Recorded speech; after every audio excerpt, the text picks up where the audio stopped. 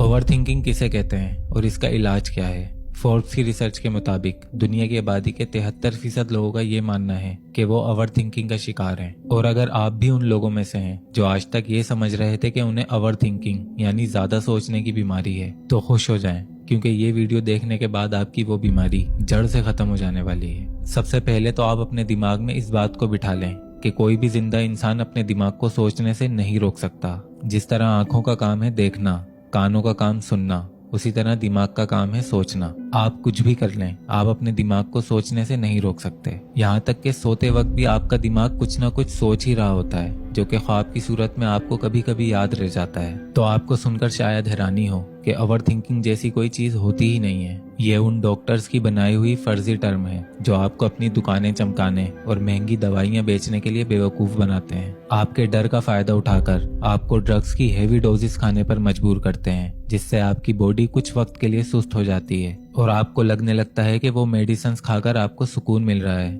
जो कि हकीकत में आपको अंदर से खोखला कर रही होती हैं। और जब आप उन ड्रग्स के पूरी तरह आदी हो जाते हैं तो उन्हें छोड़ने पर आपकी हालत अजीब सी हो जाती है और आपको उल्टे सीधे विजन्स आना शुरू हो जाते हैं। उसी तरह जिस तरह एक नशा करने वाला इंसान नशा ना मिलने पर महसूस करता है और आपको मजबूरन वो ड्रग्स फिर से लेना पड़ते हैं। बस फर्क ये है कि आप वो ड्रग्स दवाई के नाम पर ले रहे होते हैं। ओवरथिंकिंग जैसी कोई चीज होती ही नहीं है। इंसान को असल में परेशान वो चीज कर रही होती है जिसे वो सोचना नहीं चाहता, लेकिन फिर भी उसे ही सोच रहा होता है। ऐसा इसलिए होता है क्योंकि किसी एक चीज को ना सोचने की जिद असल में इंसान को वही सोचने पे बार बार मजबूर कर रही होती है और इंसान उसी एक पर्टिकुलर सोच से अपने दिमाग में लड़ता रहता है और उसे इतना हावी कर लेता है कि उसे लगने लगता है कि मैं दिमागी तौर पर बीमार हूँ। इसका इलाज सबसे पहले तो ये एक्सेप्ट कर लेना है कि जिस तरह आपकी बॉडी को जिंदा रहने के लिए खाने की जरूरत होती है, उसी तरह आपके दिमाग को भी सोचने के लिए कुछ ना कुछ लाजमी चाहिए। और आप नोट करेंगे कि जब आप फ्री होते हैं तभी बुरी सोचें हावी होना शुरू होती हैं। तो कोई अक्लमंद इंसान जितना ज्यादा फारिग होगा उतना ही ज्यादा परेशान होगा। कोई प्रोडक्टिव काम करते वक्त आप पर कोई सोच इसलिए हावी नहीं होती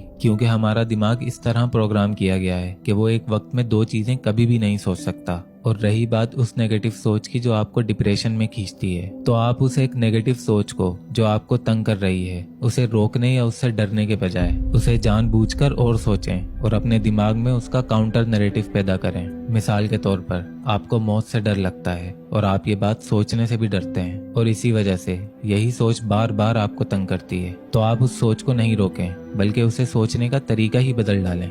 आप इसे इस तरह सोचें कि जब मेरा पैदा होना मेरे बस में नहीं था तो मेरा मरना मेरे बस में कैसे हो सकता है। और इससे अच्छी क्या बात होगी कि मरने के बाद मेरी अपने बनाने वाले से मुलाकात हो रही हो। मौत कोई बुरी चीज नहीं है, बल्कि ये तो जिंदगी के बाद अल्लाह की तरफ से मिलने वाली सबसे बड़ी नेमत है। बदनसीब तो वो होता है जिसे मांगने पर भी मौत नहीं मिलती, या वो जो अपने हाथों से अपनी जान ले लेता है। जब आप चीजों को इस तरह सोचना शुरू करेंगे तो आपकी जिंदगी की 99% प्रॉब्लम्स एक सेकंड में गायब हो जाएंगी और बुज़दिलों की तरह दवाइयां खाकर बिस्तर में मुंह छुपाने के बजाय जब आप अपनी सोचों का मुकाबला करना शुरू करेंगे तो आप पर कोई सोच कभी हावी नहीं हो पाएगी और आप एक मजबूत इंसान बन पाएंगे। आप अभी इसी वक्त इस चीज को ट्राई करें, आपको चंद सेकंड्स में ही इसका असर दिखने लगेगा। और रही बात अमीरी गरीबी या अच्छे बुरे हालातों की, तो हालात कभी किसी इंसान को खुश या दुखी नहीं करते। खुश रहना या उदास रहना ये इंसान की अपनी चॉइस होती है। खुश रहने वाला सूखी रोटी खाकर मट्टी पर भी इत्मीनान से सो सकता है और करोड़ों कमाने वाले को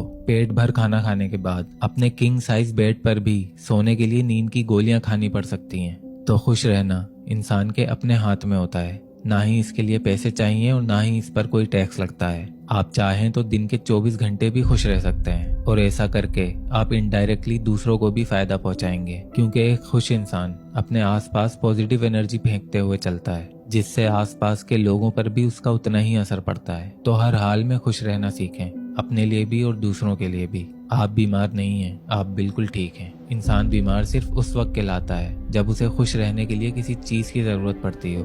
जब आप अपनी जात में खुश रहना सीखेंगे तो दुनिया खुद ही आसान हो जाएगी। वरना सुनने में कितना अजीब लगेगा कि किसी के बाल इस टेंशन में झड़ रहे हैं क्योंकि वो दिन भर ये सोचता है कि कहीं मैं गंजा ना हो जाऊं।